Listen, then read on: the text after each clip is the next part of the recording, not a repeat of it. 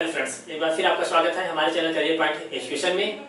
ITI training officer की जो हमारी क्लास चल रही है इसमें हमारा आज का टॉपिक है प्रोग्रामिंग लैंग्वेज।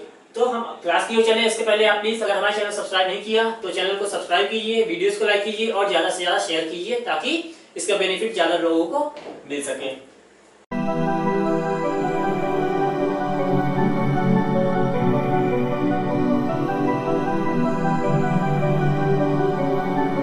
चलिए हम चलते हैं अपने टॉपिक की ओर। तो हमारा जो कंप्यूटर सिस्टम होता है, हमारा कंप्यूटर सिस्टम जो होता है वह हमने बताया कि क्या करता है, केवल डिजिटल डेटा को ही क्या करता है, रीड करता है। केवल डिजिटल डेटा को ही कंप्यूटर हमारा समझ सकता है। तो कुल मिला के सिग्नल कितने प्रकार के होते हैं? सिग्नल दो टाइप्स के होते हैं, एक तो एनालॉग सिग्नल और दूसरा डिजिटल सिग्नल। एनालॉग और डिजिटल। एनालॉग सिग्नल क्या होते हैं? जिसकी फ्रीक्वेंसी, एनालॉग सिग्नल ऐसे होते हैं जिसकी फ्रीक्वेंसी या आवृत्ति जो बोलते हैं वो क्या होती है, समय के साथ परिवर्तित होती रहती है, चेंज होती रहती है, वो क्या कहलाते हैं? एनालॉग सिग्नल कहलाते हैं। और कंप्यूटर जो होता है वो क्या करता है? डिजिटल सिग्नल को रीड करता है। डिजिटल सिग्नल में वो समय के साथ चेंज नहीं होता उसकी फ्रीक्वेंसी। अब हम बात करें कि कंप्यूटर जो डिजिटल डेटा को ही क्यों रीड करता है। डिजिटल डेटा मतलब कुछ ना क्या कि 0 और 1 के फॉर्म में कंप्यूटर हमेशा 0 और 1 इस फॉर्म में डेटा को रीड करता है। ऐसा इसलिए करता है क्योंकि डिजिटल डेटा में एरर डिटेक्शन एंड करेक्शन, इसमें एरर डिटेक्शन और करेक्शन इजीली हो जाता है। मतलब इजीली हम क्या कर सकते हैं, इसकी गलतियों को पकड़ सकते हैं, उसको दूर कर सकते हैं। क्लियर है बात? दूसरा है इसमें क्या कर सकते हैं, हम एक्यूरेसी को इंप्रूव कर सकते हैं।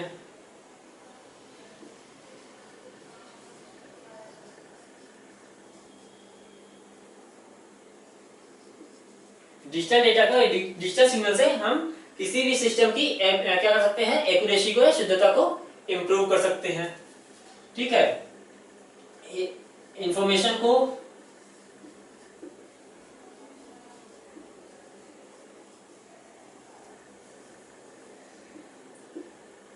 इजी टू स्टोर इंफॉर्मेशन, मतलब इंफॉर्मेशन को इजीली क्या कर सकते हैं, हम स्टोर कर सकते हैं। ये जो होते हैं डिजिटल सिग्नल क्या होते हैं, रिलायबल होते हैं।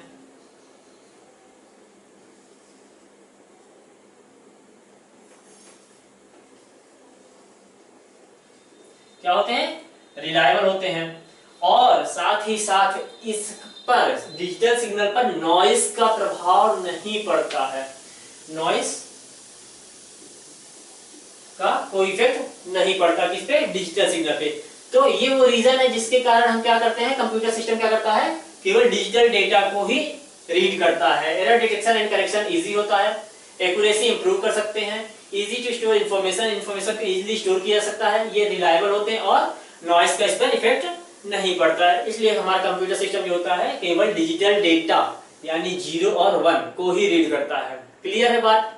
ये अगर पूछे कभी भाई कंप्यूटर डिजिटल डेटा को ही क्यों रीड करता है, एनालॉग को क्यों नहीं करता, तो ये वो उसके रीजन है। क्लियर? अब हम चलते हैं अपने टॉपिक की ओर कि प्रोग्रामिंग लैंग्वेज होता क्या है।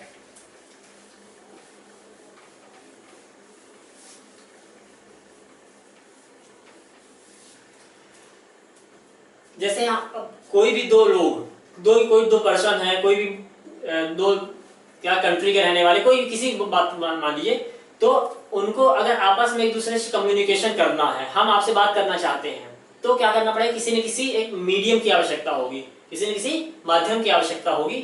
हम यहाँ पर अपनी बात आपको समझाना चाह रहे हैं तो हमारा माध्यम क्या है, हमारी लैंग्वेज है। इसी प्रकार से अगर हम कंप्यूटर को अपने क्या इंस्ट्रक्शन देना चाह रहे हैं, कंप्यूटर कोई बात समझाना चाह रहे हैं, तो उसके लिए क्या होगा, कोई ना कोई मीडियम होगा, कोई माध्यम होगा। तो वो माध्यम कौन सा होगा? वो कंप्यूटर की प्रोग्रामिंग लैंग्वेज होगी। ठीक, कंप्यूटर की प्रोग्रामिंग भाषा होगी जिसको यूज करके हम क्या करेंगे, अपने बातों को, अपने इंस्ट्रक्शन को कंप्यूटर तक पहुंचा पाएंगे। क्लियर बात? तो ये प्रोग्रामिंग लैंग्वेज होती कितने प्रकार की है? वो होती है 3 प्रकार की। मशीन लैंग्वेज या machine level language, assembly language,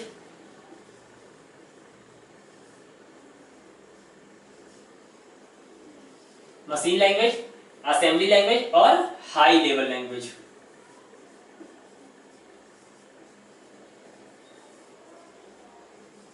machine भाषा, असेंबली भाषा और उच्च स्तरीय भाषा। ठीक, प्रोग्रामिंग लैंग्वेज 3 टाइप के, मशीन लैंग्वेज, असेंबली लैंग्वेज और हाई लेवल लैंग्वेज। अब मशीन लेवल लैंग्वेज क्या होती है? मशीन लेवल लैंग्वेज मतलब यह कि जिसको हमको मतलब उसमें कंप्यूटर को इंस्ट्रक्शन देने के लिए हम मशीन की खुद समझने वाली भाषा में इसका यूज करें। मतलब कंप्यूटर, हम बता रहे हैं कि कंप्यूटर क्या है? मशीन है, और मशीन कौन सी भाषा समझती है? केवल 0 और 1 को समझती है। कुल मिला के यह कि अगर हमको मशीन लेवल लैंग्वेज में कोई भी प्रोग्रामिंग करनी है तो उसको हमें 0 और 1 के फॉर्म में ही उसकी प्रोग्रामिंग करनी होगी। क्लियर है बात? मतलब कि जो भी हमको इंस्ट्रक्शन देना उसको 0 और 1 के फॉर्म में प्रोग्राम करके ही देना पड़ेगा, जो कि इजी टू अंडरस्टैंड नहीं होती। उसको एक समझना और याद करना, रिमेम्बर करना बहुत ही टफ टास्क होता है, इसलिए इसका यूज बहुत कम किया जाता है। आई बात समझ में? इसकी इसी ड्रॉबैक को दूर करने के लिए बाद में क्या आया? असेंबली लैंग्वेज आ गया। असेंबली लैंग्वेज क्या होता है? इसलिए हमने टोटली 0 और 1 के फॉर्म का यूज करके प्रोग्रामिंग किया। अब हो गया कि हम इसमें क्या कर सकते हैं? निमोनिक का यूज कर सकते हैं। निमोनिक का यूज कर सकते हैं। निमोनिक क्या होते हैं? सिंबल होते हैं। ठीक, कि असेंबली लैंग्वेज में जो प्रोग्रामिंग की जाती है उसमें हम निमोनिक्स का यूज करते हैं। निमोनिक्स क्या होते हैं? सिंबल होते हैं। क्लियर है बात? इसके लिए अब जो मशीन लैंग्वेज थी ये टोटली मशीन डिपेंडेंट लैंग्वेज है। Machine language totally machine dependent language है। मतलब इसको क्या मशीन इजीली क्या कर सकता है? समझ सकता है। इजी टू अंडरस्टैंड मशीन के लिए है। लेकिन ये जो असेंबली लैंग्वेज है इसमें हमने क्या किया? निमोनिक्स का यूज किया। निमोनिक्स मतलब सिंबल का यूज किया। सिंबल कैसे? कि अगर हमको 2 नंबर को ऐड करना है तो उसके लिए हमने ऐड सिंबल यूज कर दिया, निमोनिक का यूज कर दिया। सब्ट्रैक्शन करना है तो शब्द यूज कर लिया। ठीक, मल्टीप्लाई करना है तो एमईवीआर कर लिया, डिवाइड करना है तो डीआईवी कर दिया। तो इस प्रकार से हमको क्या कर रहे हैं? वहां पे निमोनिक्स का यूज कर रहे हैं, तो सिंबल्स का यूज कर रहे हैं। अब कंप्यूटर 0 1 तो समझ सकता है लेकिन इनको नहीं समझ सकता कि ऐड क्या है, एमईवीआर क्या है, सब क्या है, डीआईवी क्या है। तो ये कंप्यूटर नहीं समझ सकता। तो इसको कंप्यूटर कैसे समझेगा? उसके लिए क्या होंगे? ट्रांसलेटर्स होंगे, जिसको मैं इस चैप्टर के बाद में बताऊंगा। ठीक, फिर अब यहां तक ये समस्या दूर हुई, लेकिन अभी भी समस्या है कि ऐसे ना जाने कितने निमोनिक्स यूज किए होंगे, तो उनको भी याद करना थोड़ा टफ टास्क था। उतना टफ नहीं था जितना मशीन लैंग्वेज थी, लेकिन कुछ तो टफ था ही। तो उसको और क्या इजी करने के लिए क्या लाई गई? हाई लेवल लैंग्वेज लाई गई। ये नियरली ये क्या है? ह्यूमन अंडरस्टैंडेबल फॉर्म में होती है। मतलब इसको नॉर्मल इंसान आसानी से समझ सकता है, बस उसको इसके कोर्स का ज्ञान होना चाहिए। क्लियर है बात? ये इंग्लिश लाइक लैंग्वेज होती है, लाइक इंग्लिश लैंग्वेज होती है।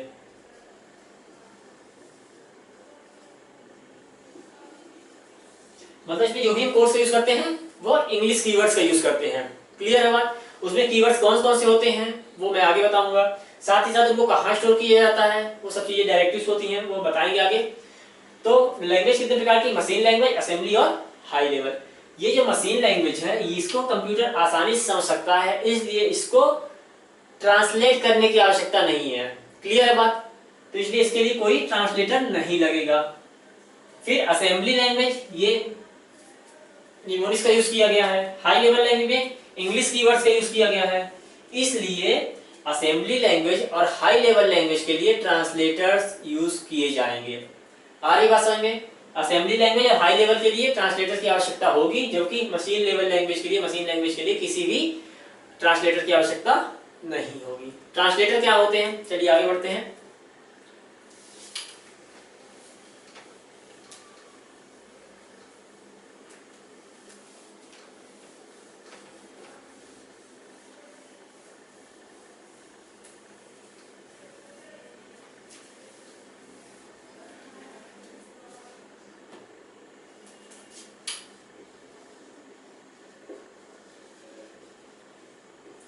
ट्रांसलेटर्स, तो ट्रांसलेटर क्या होते हैं? एक सिंपल सॉफ्टवेयर होते हैं। क्या होते हैं? ये सॉफ्टवेयर होते हैं। सॉफ्टवेयर पहले बताया था कि क्या होते हैं? सेट ऑफ कोड्स होते हैं या प्रोग्राम्स होते हैं। क्लियर? ट्रांसलेटर क्या होते हैं? सॉफ्टवेयर होते हैं। ये क्या कार्य करते हैं, क्या परफॉर्म करते हैं? ये लैंग्वेज को ट्रांसलेट करते हैं। लैंग्वेज को क्या करते हैं, ट्रांसलेट करते हैं।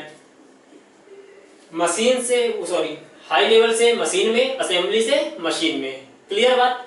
तो कुल मिला के ट्रांसलेटर एक ऐसे सॉफ्टवेयर होते हैं जो कि एक लैंग्वेज को दूसरे लैंग्वेज में कन्वर्ट करने का वर्क परफॉर्म करते हैं। क्लियर।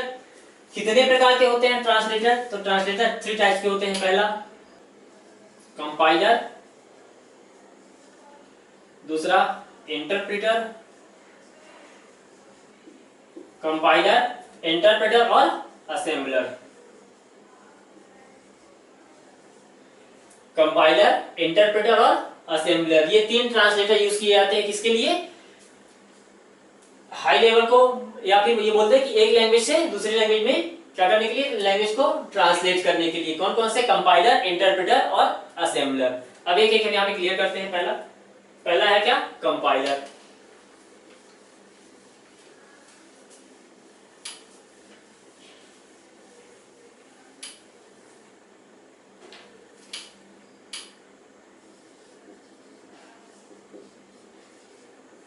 कंपाइलर, तो कंपाइलर जो होते हैं ये एक लैंग्वेज को दूसरी लैंग्वेज में कन्वर्ट करते हैं। क्लियर, पहले बता रहा हूं कि ये क्या है, एक सॉफ्टवेयर है। सॉफ्टवेयर है, कैसे सॉफ्टवेयर है, ट्रांसलेटर सॉफ्टवेयर है। ट्रांसलेटर है जो क्या करते हैं, ये हाई लेवल लैंग्वेज को कन्वर्ट करते हैं किसमें, मशीन लेवल लैंग्वेज में। हाई लेवल लैंग्वेज को कन्वर्ट करते हैं किसमें, मशीन लेवल लैंग्वेज में करते हैं। कुल मिला के ये कंपाइलर है, ये हमारा सोर्स कोड है। सोर्स कोड को क्या करते हैं कंपाइलर, ऑब्जेक्ट कोड में कन्वर्ट करते हैं। ऑब्जेक्ट कोड में कन्वर्ट करते हैं, या इसको बोल सकते हैं हम क्या, टारगेट कोड भी बोल सकते हैं। टारगेट कोड में कन्वर्ट करते हैं। क्लियर बात। टारगेट कोड क्या होगा, 0 और 1 के फॉर्म में होगा, मतलब मशीन लेवल लैंग्वेज में होगा। ये क्या है, हाई लेवल लैंग्वेज होगा, और ये क्या होगा, मशीन लेवल लैंग्वेज होगा। क्लियर है बात। कंपाइलर क्या करते हैं, सोर्स कोड यानी कि हाई लेवल लैंग्वेज को मशीन लेवल लैंग्वेज यानी कि ऑब्जेक्ट कोड में कन्वर्ट करते हैं। ये किस फॉर्म में होते हैं, 0 और 1 के फॉर्म में होते हैं। क्लियर। सोर्स कोड कौन कौन से होते हैं, जैसे C plus plus, C plus plus, Pascal. ठीक, सी प्लस प्लस, पास्कल, ये सब क्या है, COBOL, Fortran. C plus plus, Pascal, COBOL, Fortran, ये सब क्या है, हाई लेवल लैंग्वेज है। यानी कि ये क्या है, सोर्स कोड है। इसको कन्वर्ट करेगा कौन, कंपाइलर कन्वर्ट करेगा। किसमें कन्वर्ट करेगा, ऑब्जेक्ट कोड में कन्वर्ट करेगा। ऑब्जेक्ट क्या कोड क्या होते हैं, ये टारगेट कोड होते हैं, जो कि 0 और 1 के फॉर्म में होते हैं। 0 1 के फॉर्म में कौन सी लैंग्वेज होती है, वो मशीन लेवल लैंग्वेज होती है। क्लियर है बात। क्वेश्चन क्या बनता है कि कंपाइलर किस लैंग्वेज को कन्वर्ट करता है, तो हम बोल सकते हैं हाई लेवल लैंग्वेज को कन्वर्ट करता है। किसमें कन्वर्ट करता है, मशीन लेवल लैंग्वेज में कन्वर्ट करता है। एक चीज मेन मेजर है कंपाइलर में कि कंपाइलर सोर्स कोड को, जो हमारा सोर्स कोड होता है, मतलब होल प्रोग्राम को, पूरे प्रोग्राम को एक बार में ही क्या करता है, ऑब्जेक्ट कोड में कन्वर्ट करता है। क्या करता है, एक बार में ही ऑब्जेक्ट कोड को कन्वर्ट करता है। लेकिन अगर कहीं पर क्या होता है, एरर आता है, तो उसको पुनः क्या करता है, वापस कर देता है। और सोर्स कोड को फिर उनको एरर को दूर करना पड़ता है, उसके बाद में ऑब्जेक्ट कोड को कन्वर्ट करता है। मतलब ऑब्जेक्ट कोड तब तक जनरेट नहीं होगा जब तक कि पूरे प्रोग्राम की एरर दूर नहीं हो जाती। क्लियर है बात। कंपाइलर पूरे प्रोग्राम को एक बार में ऑब्जेक्ट कोड में कन्वर्ट करता है, लेकिन तब तक नहीं करेगा जब तक कि उसमें पूरी एरर दूर ना कर दी जाए। क्लियर बात। पूरे प्रोग्राम को दूर करता है, इसलिए ये क्या होता है, फास्ट होता है। ये क्या होता है, एक बार में ऑब्जेक्ट कोड में कन्वर्ट करता है, इसलिए क्या होता है, फास्ट होता है। किससे फास्ट होता है, इंटरप्रेटर, जो हमारा अगला ट्रांसलेटर आने वाला है। तो जो कंपाइलर होता है वह पूरे प्रोग्राम को एक बार में ऑब्जेक्ट कोड में कन्वर्ट करता है, इसलिए क्या होता है, ये इंटरप्रेटर की तुलना में क्या होता है, फास्ट होता है। ठीक है, चलिए अगली बात करते हैं इंटरप्रेटर की।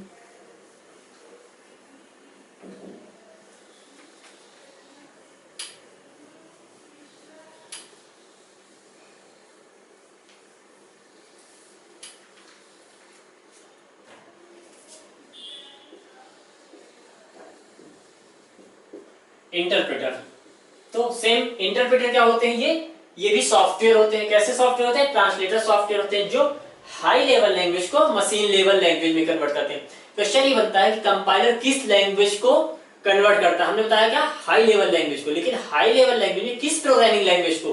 तो यहाँ पे हमने लिखा था C plus plus, Pascal, COBOL, Fortran. तो क्वेश्चन क्या बनेगा? कोबोल को क्या, कोबोल प्रोग्राम जो होता है वो कंपाइल होता है या इंटरप्रेट होता है? तो हम क्या करेंगे? कंपाइल होता है। सी प्लस प्लस यूज करता है ऑब्जेक्ट कोड में कन्वर्ट करने के लिए, कंपाइलर का यूज करते हैं, ना कि इंटरप्रेटर का यूज करते हैं। क्लियर बात? तो इंटरप्रेटर क्या होते हैं? सॉफ्टवेयर होते हैं जो, सॉफ्टवेयर कैसे सॉफ्टवेयर? ट्रांसलेटर सॉफ्टवेयर जो क्या करते हैं? हाई लेवल लैंग्वेज को मशीन लेवल लैंग्वेज में कन्वर्ट करते हैं। बात क्लियर है?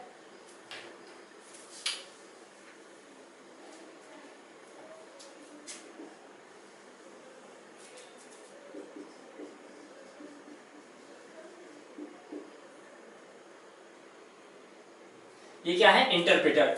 इंटरप्रेटर क्या करता है? ये भी सोर्स कोड को किसमें कन्वर्ट करता है? ऑब्जेक्ट कोड में कन्वर्ट करता है। सोर्स कोड को किस करता है? ऑब्जेक्ट कोड में कन्वर्ट करता है। ठीक, सोर्स कोड क्या? जो कि हाई लेवल लैंग्वेज में होंगे। ऑब्जेक्ट कोड क्या, या टारगेट कोड बोल दें। टारगेट कोड कौन से? जो कि मशीन लेवल लैंग्वेज फॉर्म में होंगे। मशीन लेवल लैंग्वेज फॉर्म में, मशीन लेवल लैंग्वेज मतलब कि 0 और 1 के फॉर्म में होंगे। अब सोर्स कोड में कौन कौन से ऐसे प्रोग्रामिंग लैंग्वेज होंगी जो कि इंटरप्रेटर यूज करेंगी? तो वो है BASIC, Perl, Python. BASIC, Perl, Python, ये सभी क्या करेंगे? ये प्रोग्राम क्या होंगे? इंटरप्रेट होंगे। मतलब ये इंटरप्रेटर ट्रांसलेटर के यूज करेंगे। बेसिक, पर्ल और Python. C plus plus, COBOL, Fortran, ये सब क्या करेंगे? कंपाइल होंगे, यानी कंपाइलर ट्रांसलेटर का यूज करेंगे। क्लियर है बात? सोर्स कोड जो कि इंटरप्रेट होगा किसमें? ऑब्जेक्ट कोड में होगा। कौन करेगा? इंटरप्रेटर करेगा। अब इंटरप्रेटर की क्या बात है कि इंटरप्रेटर जो होता है यह पूरे प्रोग्राम को लाइन बाय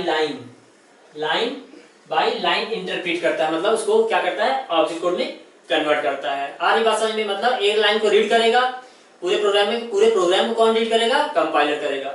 इंटरप्रेटर जो होगा पूरे प्रोग्राम की केवल एक लाइन को पिक करेगा, उसको रीड करेगा और उसको ऑब्जेक्ट कोड में कन्वर्ट करेगा। फिर अगली लाइन को पढ़ेगा, उसको चेंज करेगा।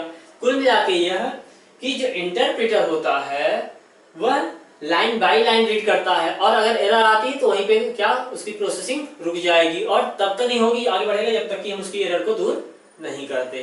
क्लियर बात? मतलब पूरे प्रोग्राम को एक बार में वो ऑब्जेक्ट कोड में कन्वर्ट नहीं करेगा, लाइन बाय लाइन रीड करेगा और उसको आगे बढ़ेगा। अच्छा, एक चीज तो है कि भाई रीड करेगा, प्रोसेस वो करेगा, मतलब क्या कन्वर्ट करेगा, लेकिन ये करेगा कौन?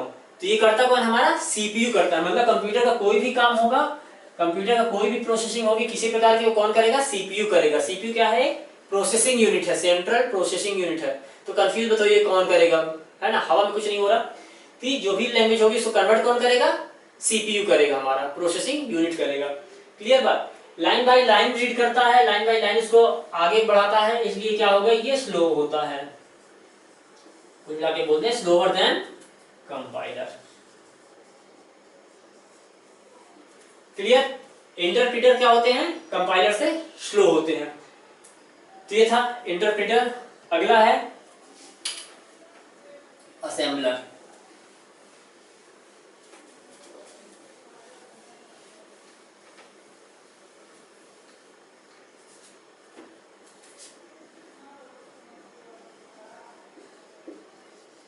ठीक, तो असेंबलर क्या होते हैं? असेंबलर भी क्या होते हैं? सॉफ्टवेयर होते हैं। या कैसे सॉफ्टवेयर होते हैं? ट्रांसलेटर सॉफ्टवेयर होते हैं, जो क्या करते हैं? जो असेंबली लैंग्वेज को, जो क्या करते हैं? असेंबली लैंग्वेज को मशीन लेवल लैंग्वेज में कन्वर्ट करते हैं। असेंबली लैंग्वेज को मशीन लेवल लैंग्वेज में कन्वर्ट करते हैं। ठीक,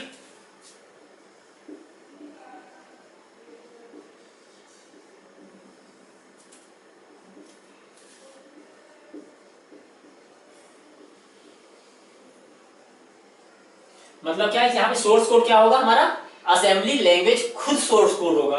ठीक, वहां पे ये अलग लैंग्वेज ही है, और ये कन्वर्ट किस में होगा, टारगेट कोड में या फिर ऑब्जेक्ट कोड में।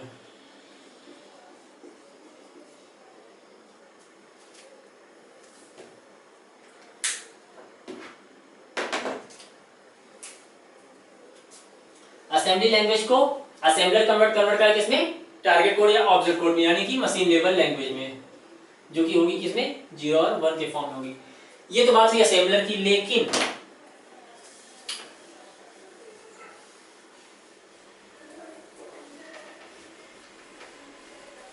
लेकिन कुछ कंपाइलर प्रोग्राम भी होते हैं, कुछ कंपाइलर भी ऐसे होते हैं जो क्या करते हैं कि सोर्स कोड को पहले असेंबली लैंग्वेज में कन्वर्ट करते हैं, फिर असेंबली लैंग्वेज क्या करते हैं, वो किस में कन्वर्ट करते हैं, ऑब्जेक्ट कोड में कन्वर्ट करते हैं। मतलब सोर्स कोड को कौन कन्वर्ट करेगा, कंपाइलर। सोर्स कोड को कंपाइलर किस में कन्वर्ट करेंगे, असेंबली लैंग्वेज में कन्वर्ट करेंगे, असेंबली लैंग्वेज में कन्वर्ट करेंगे। फिर ये असेंबली लैंग्वेज को क्या करेगा, कौन, असेंबलर।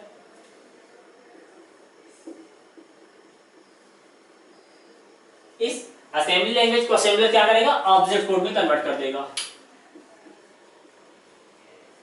या फिर बोले तो टारगेट कोड में।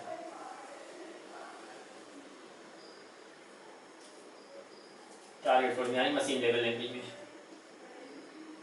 क्लियर बात कि कुछ कंपाइलर ऐसे होते हैं जो कि सोर्स कोड को, कंपाइलर कौन सा सोर्स कोड लेगा, सी सी प्लस प्लस जो बताया मैंने, सोर्स कोड को क्या करेगा, असेंबली लैंग्वेज में कन्वर्ट करेगा, और असेंबली लैंग्वेज को फिर असेंबलर क्या करेगा, ऑब्जेक्ट कोड में कन्वर्ट करेगा। क्लियर है बात, क्या होते हैं असेंबलर, क्या होते हैं machine level language, high level language, low level language, क्या होते हैं ट्रांसलेटर। तो कुल मिला के ये हमारी ऐसी क्लास थी जिसमें हमने बताया आपको प्रोग्रामिंग लैंग्वेज और उसको उसके ट्रांसलेटर के बारे में। अगली क्लास में हम इसके कुछ आपको एमसीक्यूज कराएंगे, ठीक। अगर कोई प्रॉब्लम हो तो आप कमेंट सेक्शन में कमेंट कीजिए, इसके एमसीक्यूज हम लेके आएंगे, आप प्लीज परेशान मत होइएगा। साथ ही साथ चैनल को ज्यादा से ज्यादा सब्सक्राइब कीजिए, शेयर कीजिए, वीडियोस को लाइक कीजिए। Okay, thank you.